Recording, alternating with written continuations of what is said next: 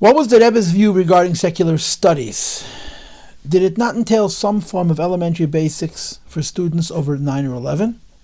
If so, why then do institutions like Paltiel not teach any secular whatsoever? I can't believe that the Rebbe wanted to cripple generations of children by not giving them any foundation whatsoever in the basic secular fields. Parenthesis, especially when the Rebbe himself was highly knowledgeable in all subjects, end of parenthesis.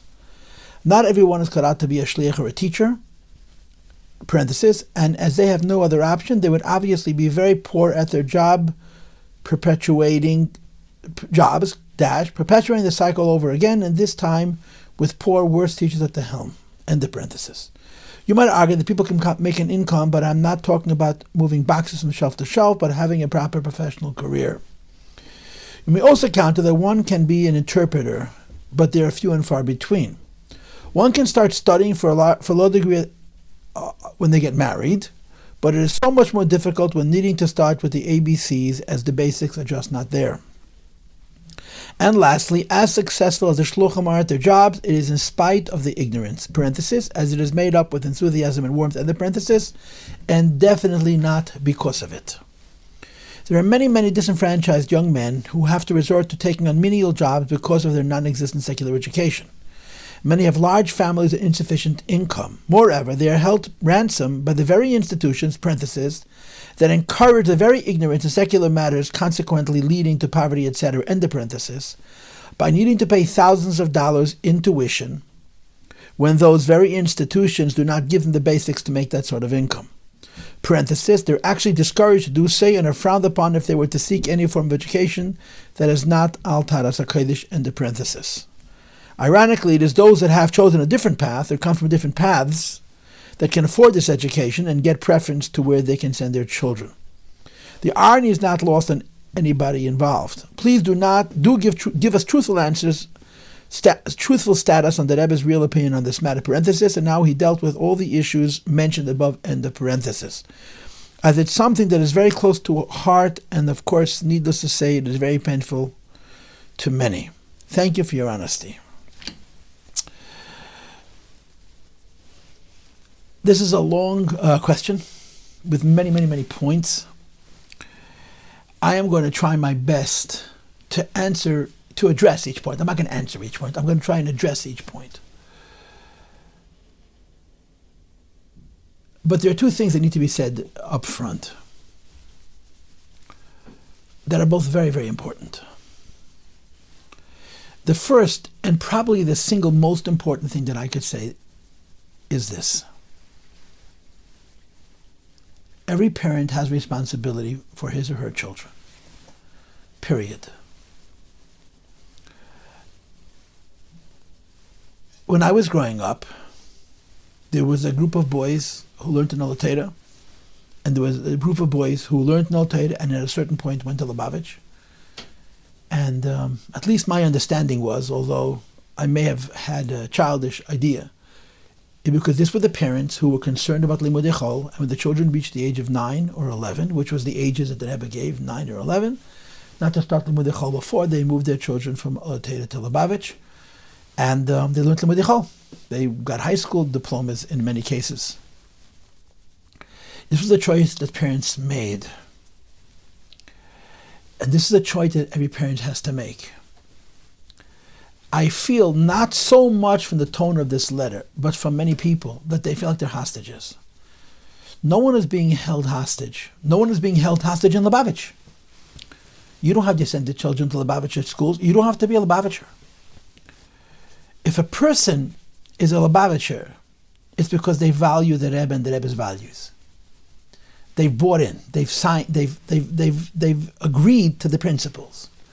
The Rebbe has a certain philosophy of life. You don't have to agree with the Rebbe's philosophy. You can agree with the Rebbe's philosophy and not follow it. You can agree to the Rebbe's philosophy and follow it in part. But you can't feel like you have no control over your life because of the Rebbe. It's not fair to the Rebbe. It's not fair to the Rebbe. It's not fair to you. If a person is a Lubavitcher, and his feeling as a Lubavitcher is that being a Lubavitcher puts him in a position where he feels like his life is out of control, it's just plain wrong. It's not wrong because he doesn't have to be a Lubavitcher. He's playing wrong because the Rebbe never took anybody's free will away. Let's be honest. Who's 100% Lubavitch? Who is Lubavitch exactly as the Rebbe wants? Each one of us, on some level, emphasizes the things that we think are important, and all of us need to improve. When we're raising our children, we're responsible for our children, nobody else. So I'm making two statements about this initial point. Point number one.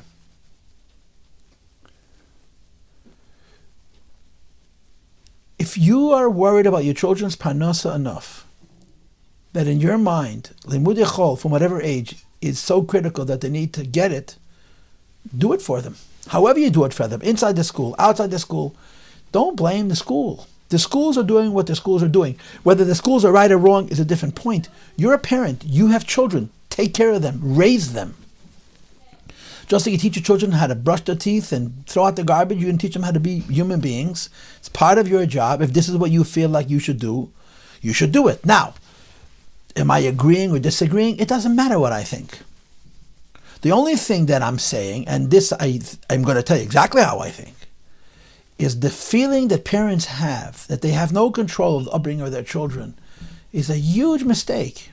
The worst thing a parent can do to his child is not raise him or her.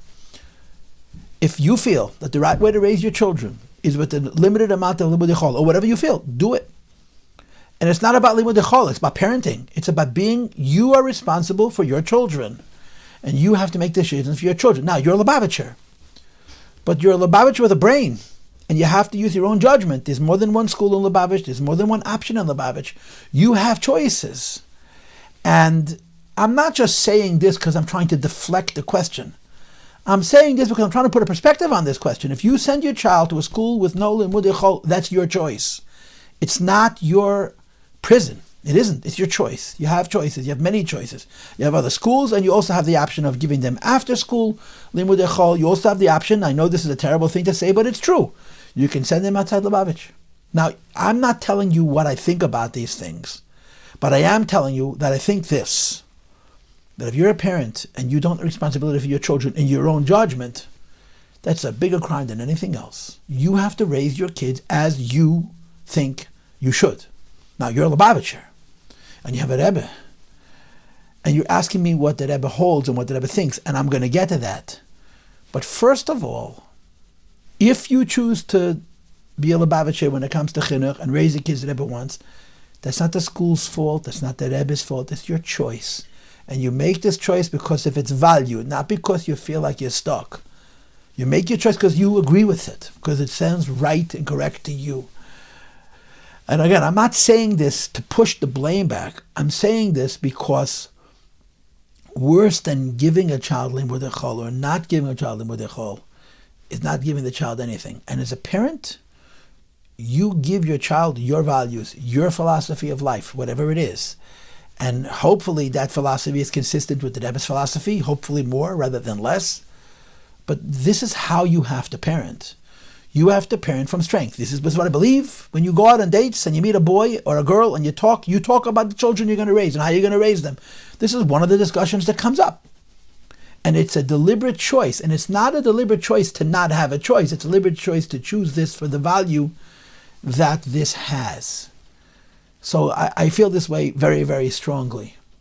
And again, I'm not saying this to deflect the question. I'm saying this to empower parents. Whatever choice you make, it has to be yours. You're your children's advocate. You're your children's guardian. You're your children's primary caretaker and primary educator. Embrace that responsibility. Use your mind. Talk to people. Talk to your husband. Talk to your wife. Come up with a plan of action that you think will serve your children the best in a way that you feel like you are doing what your children need you to do for them. And go ahead and do it. Go ahead and do it. Your children will be better off in the end, whatever choices you make, even if they're not the most Hasidic choice, if you parent proactively, than if you make very Hasidic choices, but you make them from a place of resignation, of you're not in control. This is my first point. And my second point is this. There's a simple adage in the Rebbe's thinking. And that is that education is not about parnasa, period. Cheder and yeshiva is not about parnasa. It's not. It's about making Jews. That's how it was in the old country, and that's how it is now. That's how the Rebbe thinks of it. Parnasa is a reality that's incredibly important and incredibly serious. And I think more than anything else, it keeps more people worried than people worry about health, than people worried about shidduchim, people worry about Yiddishkeit, even though of all the things I just listed, Parnasa is the least important, but the fact of life is people worry about Parnasa more than anything else. But the Rebbe never saw chinuch as a Parnasa consideration. The American public school, I don't even think the American public school originally was about making a living. It was about educating people. They should be intelligent, they should be informed, they should be able to read and write, they should be able to dialogue, engage in discussion on a higher and more intelligent level. Chinuch, yeshiva education is not about preparing people for making a living. It is about preparing people for life. But life is Yiddishkeit. Life is our values. Life is our ability to get married and stay married. Life out is about dedicating ourselves to our children. Life is about giving to other people. Life is about taking on the mature, responsible things that too many adults in our civilization couldn't be bothered with because they would like to have entertainment in their life. And we teach our children our values so they shouldn't follow those people and that way of life, and they should choose this way of life. And that's the foundation of the Rebbe's approach of Taras HaKodesh. When the Rebbe spoke that Sicha, Simchas Teira Tafshin Tezvav, which is printed, the Manichim, the transcribers write that they don't have all the words that Rebbe said, but that the Rebbe used incredibly severe and critical language. And the essence of the Rebbe's position was that for 3,000 years, Jews educated children. The public school educational system is how old? 150 years old? Before that, most people were totally illiterate, except for the very rich, who paid for their children's education privately. Jews always educated their children, always. And the education was cheder, and cheder was Yiddishkeit, period, the end. Plenty of kids in Poland spoke Polish with an accent. They spoke Russia with an accent because they were raised to be Yiddish kinder. And in those countries, there was anti-Semitism and there was real poverty. Not the kind of poverty that you describe in this paper, but real poverty. And the Rebbe's objection was, we come to a country which is not only free, but incredibly kind, historically kind to the Jewish people. And we just accepted, in all schools, that half a day has to be choil, without even questioning it. It bothered the Rebbe that nobody even said, this is not how we educate kids. It never was. It never was. Education was never about Parnasa. It wasn't. It was about Yiddishkeit, which is about Torah. It was about Torah. And that's what concerned the Rebbe. And the Rebbe said he wants parents to at least delay giving their children secular education until the age of 9 or 11. The Rebbe said if we up to him, he would say higher ages. He's just afraid to say it because he doesn't want to offend people. And that's as much as I'm going to say in this segment, and I'll continue Mitzvah Hashem in the next.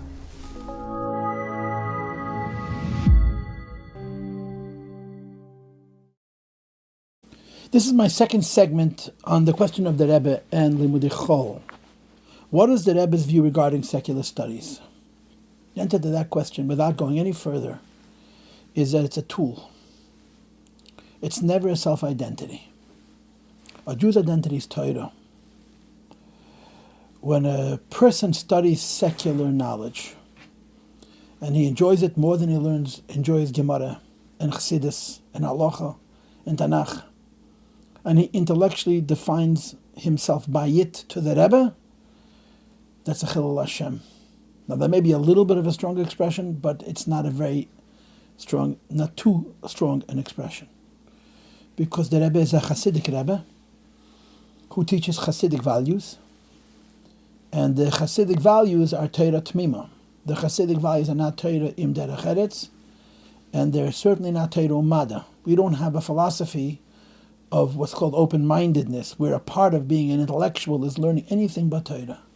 Secular studies are taught and learnt as a kadam lachtechba, as a tool to make a parnasa. And that's the attitude that we have towards them, and that's the way we invest in them. And as parents, we have to create an environment in our home where that value is communicated.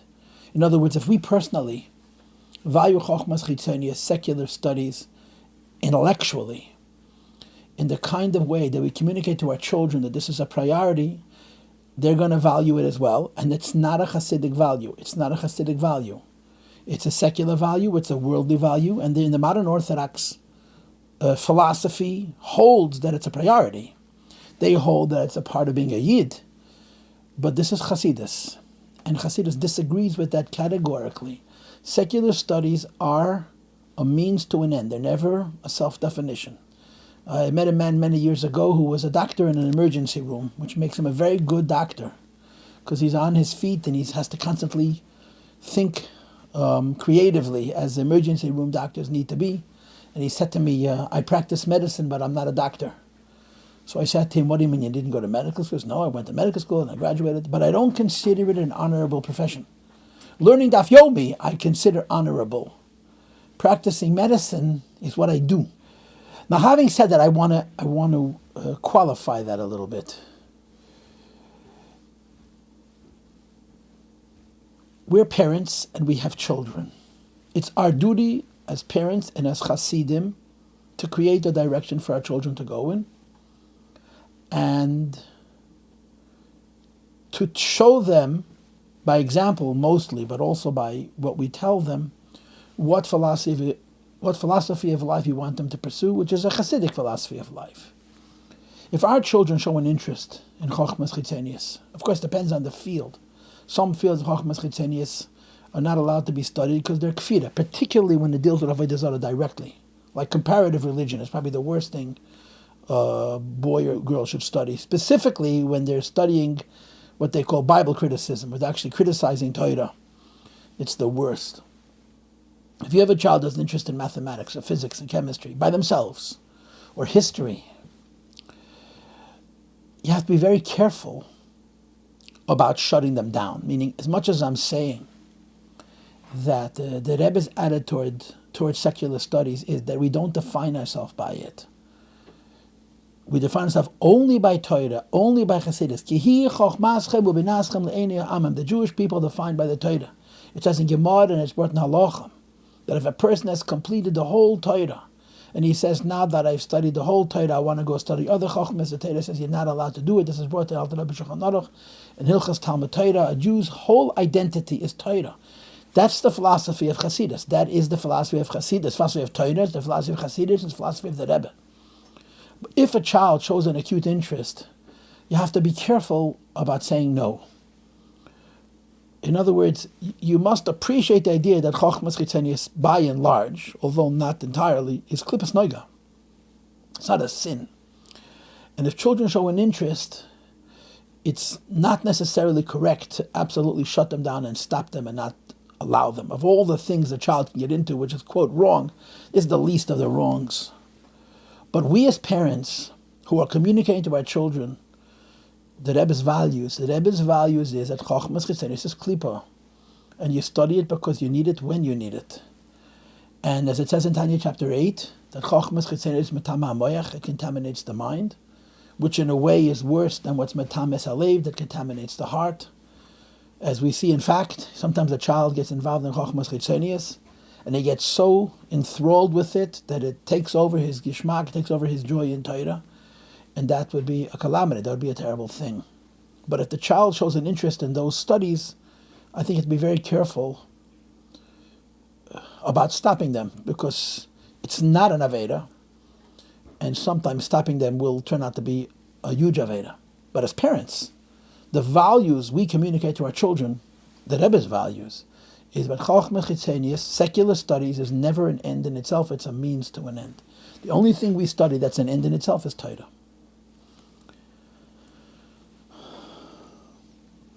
In the early 60s, there's actually a sikha, you can audio tape where you can hear the Rebbe talking about it, that Yeshiva University, YU, honored some of their students who had won a Shakespeare competition. I think it was a national competition, and some of the students in Yeshiva University did very, very well in that competition in literature. And of course, Yeshiva University has the philosophy of Torah Umada, Torah and other knowledge, which is not the Hasidic philosophy. And the Rebbe really went off protesting, how come when a person finishes Shas or finishes a Masechta, we don't make such a big deal out of him? When a person wins an award for Shakespeare, we make such a big deal. And the Rebbe was talking to YU. He was talking to a culture and a philosophy that's not a Hasidic culture and a philosophy that principally believes in Torah U'Madda, and he was protesting the fact that they gave primacy to Shakespeare over Torah. In our culture and in our philosophy, which means the Rebbe's Torah and the Rebbe's philosophy, secular subject is a mean to an end. Period.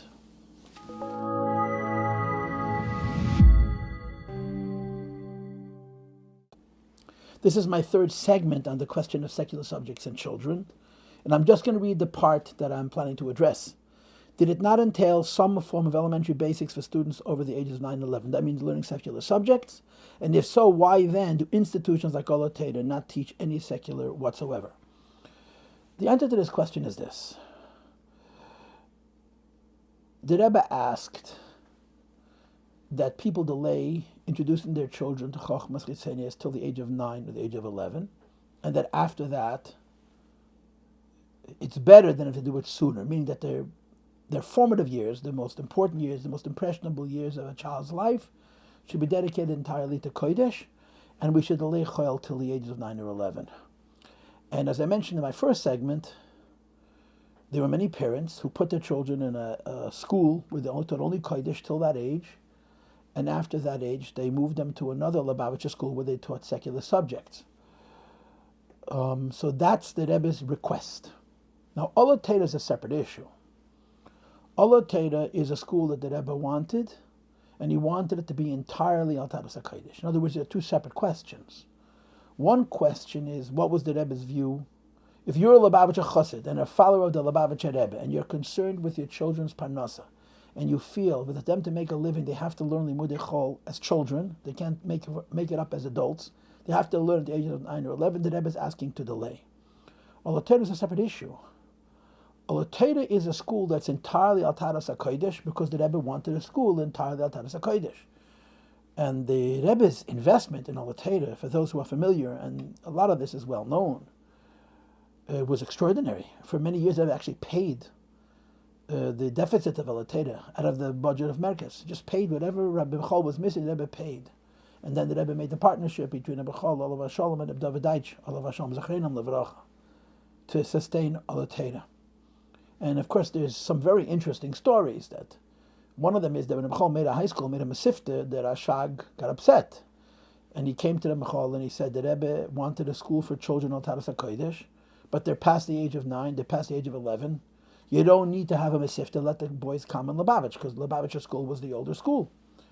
And Rabbi Bechol indicated that the Rebbe wanted a masifta, which means Kodesh only. So the Rashag said to Mechol, since this is not part of the Rebbe's mandate of the age of 9 or 11, he's going to take him to a din Torah. He's going to sue him for making a competitive school in a time when in Lubavitch they couldn't afford 2 schools. Today we wish we had more. We need more schools. There's no question about it, which is a separate discussion. So Mechol asked the Rebbe what to do.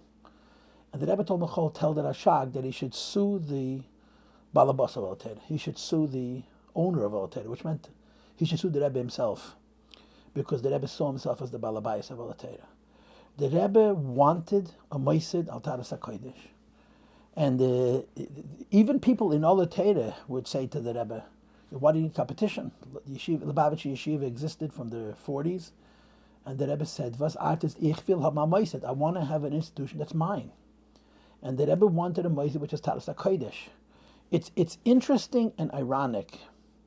It really is interesting and most ironic that a Rebbe who was so in the world and so pluralistic in his thinking in terms of spreading Yiddishkeit, at the same time, when it came to Anash, when it came to Lubavitcher Hasidim, was incredibly dogmatic. He wanted Lubavitcher boys, and some will say even Lubavitcher girls, to be raised in America where the only thing they learn as children, and even the adolescents, should be Toher and Kodesh, should be Yiddishkeit. Parnasa is something that you learn when you need it, and when you, the Rebbe's philosophy, and I'll talk about this in a later segment, is you study for Parnasa when you need Parnasa. And when you're a yeshiva bacher or a yeshiva girl, you dedicate yourself entirely to Torah. This is what the Rebbe wanted. This is what the Rebbe wanted. and he embraced Olateda. He considered Olateda his own because it represented this mandate. And it reflects what it means, a tzaddik. You think you understand the Rebbe because of his understanding of the world and his using worldly method and technology and technique and technology for the spreading of Yiddishkeit. You're talking about a person who's a tzaddik gomer, who's connected to Hashem on a level that's unimaginable. And he sees the world through that prism. And he has many duties. He has a duty to the world, he has a duty to the from world, he has a duty to his Hasidim. And to the Hasidim who would listen to him, he said, I want my children to be raised al Taras HaKodesh. So the answer to your question is that Olateda is not consistent with the ages of 9 and 11. 9 and 11 was a request. If you're a Lubavitcher, please delay giving your children Mudechol till that age. And of course, as I mentioned to my first segment, there is 2 basic things you as a parent can do. Number 1, you can put them in the school where there is Mudechol. And number 2, what a lot of parents are doing is they're putting them in after-school programs where they're learning Limudei Chol and learning Milchol quite well, perhaps better than they would in a normal classroom. And when they become grown-ups, they have the skills that they need in reading and writing and math and whatever else that they would need to help them advance in their parnasa. But that's one issue. Olateda is a unique creation. Olateda is the Rebbe's school. It carries the Rebbe's name. And this may sound like a very not nice thing to say, but this is the truth. It's not the Frierdiker Rebbe, it's not the Rebbe Rashab, it's the Rebbe's. And the Rebbe wanted one Moised that he could call his, which is Al Taras HaKodesh. And sending a child to Olateda is a sacrifice because the children are getting no limudei chol. And you're doing it for 2 reasons. Number 1, because you believe in the value of Taras HaKodesh. And number 2, perhaps even more importantly, you want your child to learn in the school, which is our Rebbe's, which is the Rebbe's Moised. But as I explained in my first segment, you got to do it with your eyes open. You have to embrace it and not resent it. If you're going to resent it, then really don't do it. The Rebbe wouldn't want you to do it.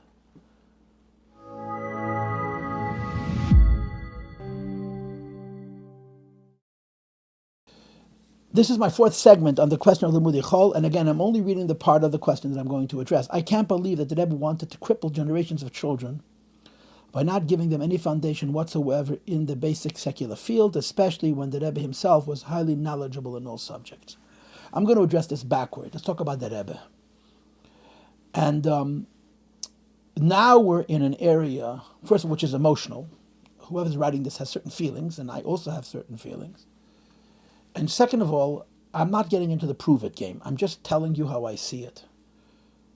The Rebbe's knowledge of secular subject is not because he was a pluralist.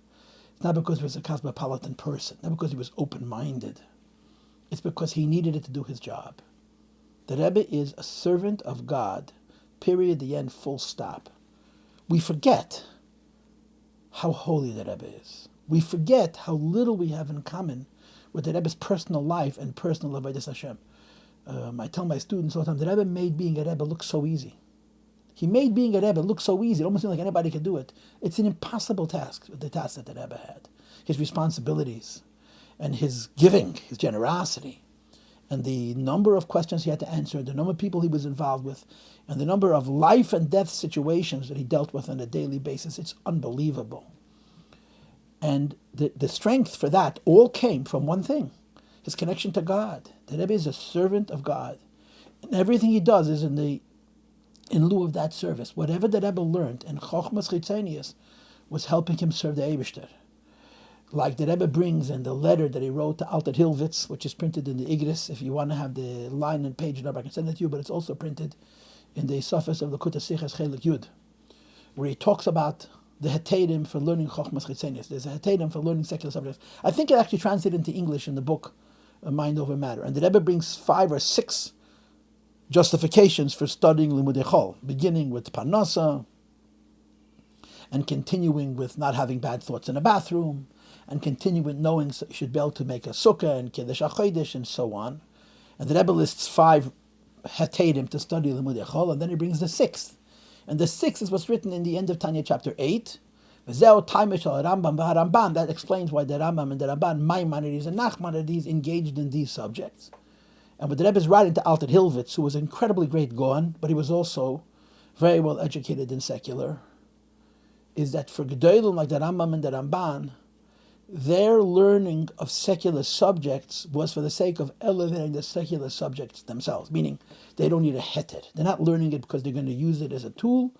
Their involvement in secular subjects is because of who they were. And it's an exclusive category. You have to be a Rambam or a Ramban to learn Chochmas Chitzenis in that level. And the Rebbe is in that category. To compare the Rebbe's knowledge of Chochmas Chitzenis to ours is not understanding who the Rebbe is. Or to say it differently, to compare the Rebbe's interest in Chochmas Chitzenis to our interest in Chochmas Chitzenis is really underappreciating who the Rebbe is. The Rebbe is a man who all he cared about was serving Hashem. And his involvement in learning Chochmas Chitzenis was a part of that service. That's it. That's it. So you cannot draw any parallel between the Rebbe's learning Chochmas Chitzenis, secular subjects, and the Rebbe's philosophy towards our learning secular subjects, because his learning secular subject is holy and in the service of Hashem, both in terms of how he's going to use it to spread Yiddishkeit, as well as in terms of his ability to bring holiness into things that are not holy. But neither of those are our business. Now, in terms of the first part of what you wrote, I can't believe the Rebbe wanted to cripple generations of children. How would the Rebbe respond to those words, cripple generations of children? There's many talks of the Rebbe about this, both about secular learning of children as well as going to college. The Rebbe really fought a war against college, which if you look in Lubavitch today, it's almost forgotten. You wouldn't know that the Rebbe objected.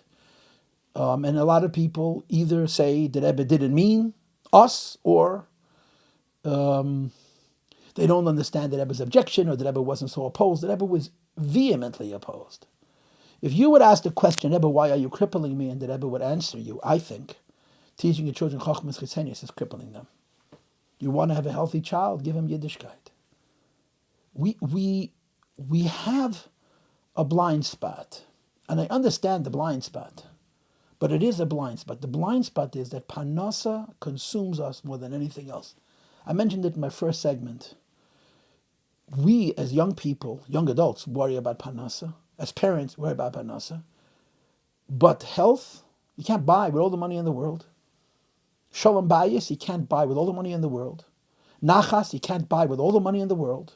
And Yiddish and Hasidish and Nachas, you certainly can't buy with all the money in the world.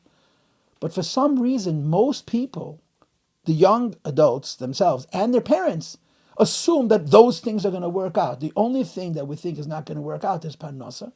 And on balance, it's the least important. The Rebbe sat in his room and received our letters. Not so much for the tzaras of Parnasa, it's for tzaras of not having children or having sick children, chas v'sholem. And of course, just to throw this in parenthetically, the Rebbe would speak a lot about the relationship between healthy children and tzaras HaMishpacha, which is a Yiddishkeit value. And people who don't have shalom bayis, and people who don't have the most important things in life. And the Rebbe is reacting to the world as he sees it. And he has a much more objective view of the world than we do, because he hears what's really on people's minds. But somehow, our nature is that when things are not pressing against the nerve, the thing that overwhelmingly bothers us is how to make a living.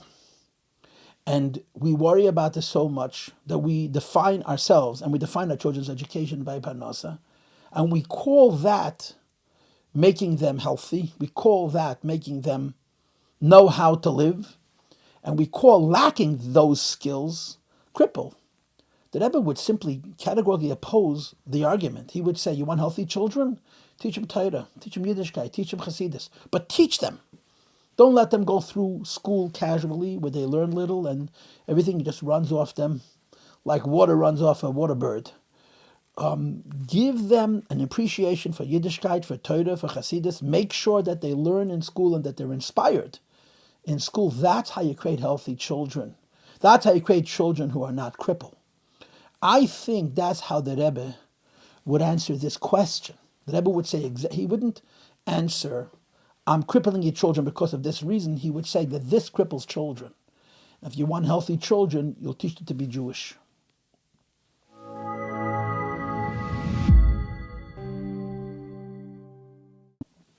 This is my fifth segment on the question that I was asked about the Rebbe's philosophy in Chochmas Chitzenius.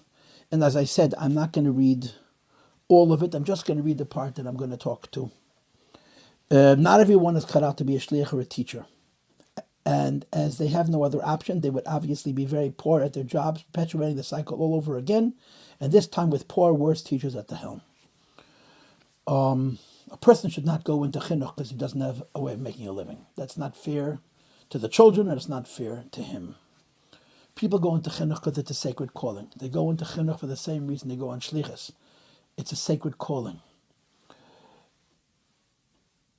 From what I understand, and that's all I can give you, is my understanding and my opinion. The Rebbe's philosophy is that a single boy and a single girl should be learning Torah. And they should worry about parnasa when parnasa becomes a need. Now this is very, very un-American. Because in America, from the moment you're born, you're thinking about your career.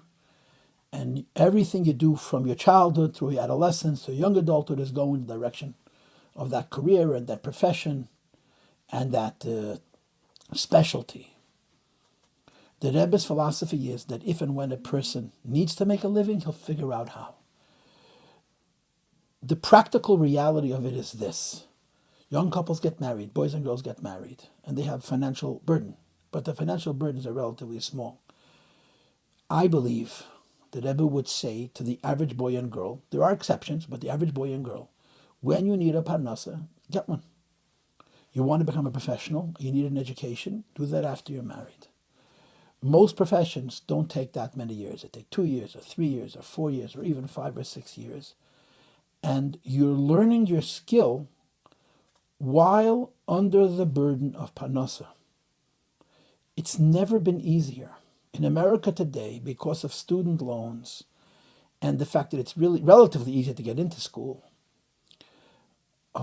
people who choose to be professionals can do that successfully if they sit in yeshiva and learn till the chasana and even do a year of koilo.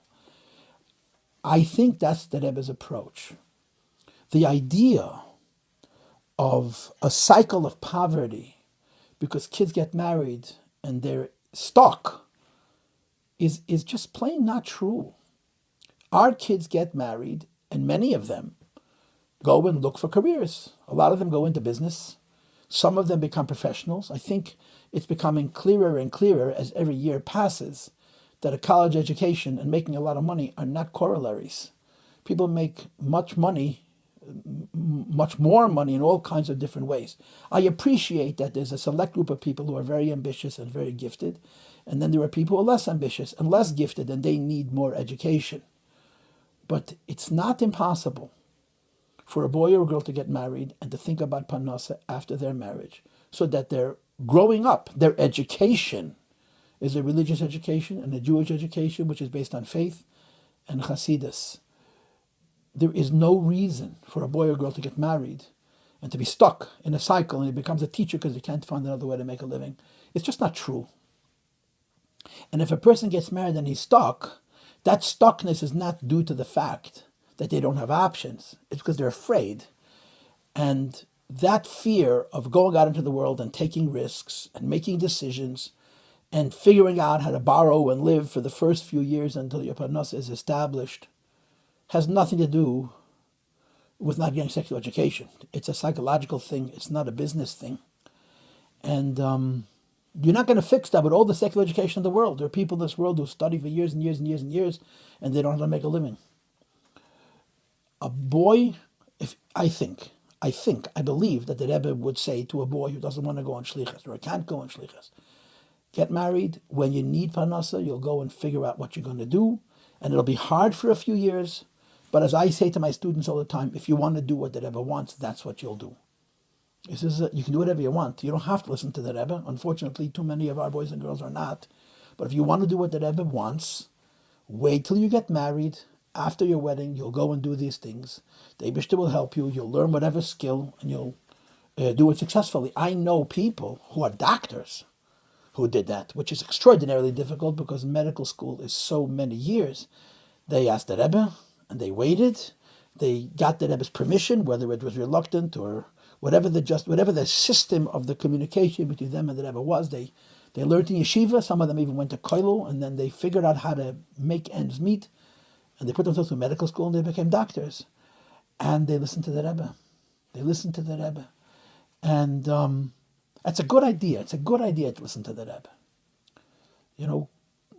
To put it in very gross words, treifa food is cheaper than kosher food. We want to eat kosher food. We're not stuck with kosher food.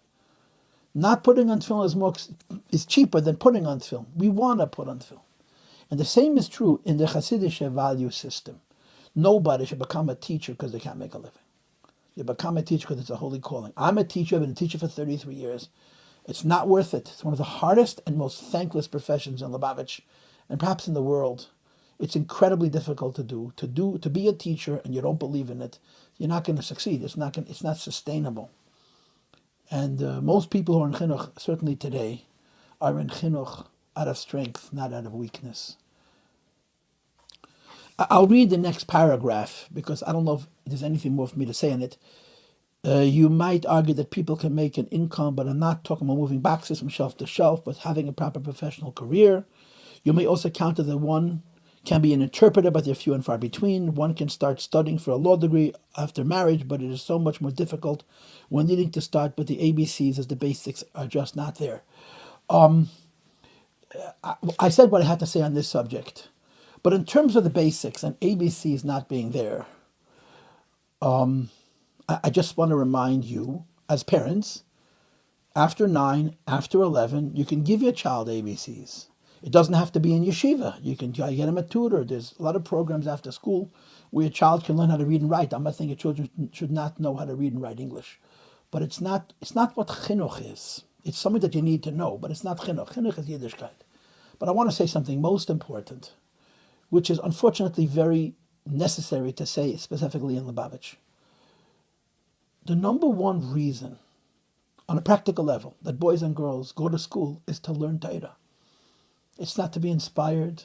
It's not to hear nice stories. It's not to sing the gunim. It's to learn Torah. And I know as a teacher, the percentage of boys and girls who, for whatever reasons, don't value learning, feel like they cannot learn, and they plain simple don't learn. Now, to some extent, this is on the schools, and to some extent, this is on the parents.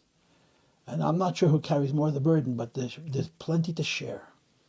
As parents, I promise you, I give you a guarantee, if you give your children a love of learning, and they don't learn one word of the Mugga, but they sit and learn Gemara Basmada, they sit and learn Hasidus with a depth and with an attentiveness, they learn Halacha with an exactitude and a precision, they'll have no difficulty learning anything. When a kid comes out of yeshiva, if he learned Torah, he can do anything in the world. Because there's simply no subject more difficult than Gemara. There's simply no subject more edel, more refined, more sensitive, more theoretical than Hasidus. The problem isn't that the kids are coming out of school uneducated. Too many kids come out of school, they didn't learn Torah. They didn't use their minds. And the answer to that is not that they should learn ABCs and learn Limudei Chol. The answer is that they should use their years in yeshiva learning Torah. If you develop your mind as a student of Torah and you choose to become a professional rather than a businessman, you have the brain power to do anything you want. It's not going to give you the social skills. It's not going to make you socially adept at rubbing shoulders with rich people and learning how to make relationships. That you're not going to learn in secular subjects either. But in terms of the information and the development of the mind, the issue isn't that they're not learning Chochmas Chitzonius, is that they're not learning. And as a parent, if this is a concern of yours, and you want to keep your child in a Lubavitcher Meisid, which is Altaras HaKodesh, because you embrace the Rebbe's philosophy and the Rebbe's values, teach your children that you value learning. And of course, there's only one way to do that, by learning yourself. Show your children how important that they do well, not just in first grade and in second grade, but in 9th grade, and in 10th grade, and in 8th grade, and in Beis HaMedrash. And if your child is going to yeshiva and he's wasting his time, do everything in your power to make whatever adaptations necessary, whether it's tutoring, or it's moving to a different school, or giving him bribes, that he should learn. If he will learn, and he will develop his mind, he'll have no trouble when he gets married going to law school. And I believe that that's what the Rebbe would want. if chas v'sholem, your children get married and they can't be involved in kodesh, if the Rebbe had it his way, every Lubavitcher would be a shliach. He said that. If they use the yeshiva years even 50% as much as they could have, they'll do fine learning anything they want. And if they wasted their time in yeshiva, that's a different issue. And that's terrible.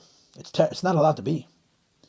And the blame that the school carries is the school's business, but the blame that the parents carry, you can do something about. You can make sure that your child knows what you want from them and impress upon them what you want them to do, create for them the right environment. That means choose the right school where they're going to learn. Use their minds, develop their minds, and they can learn anything.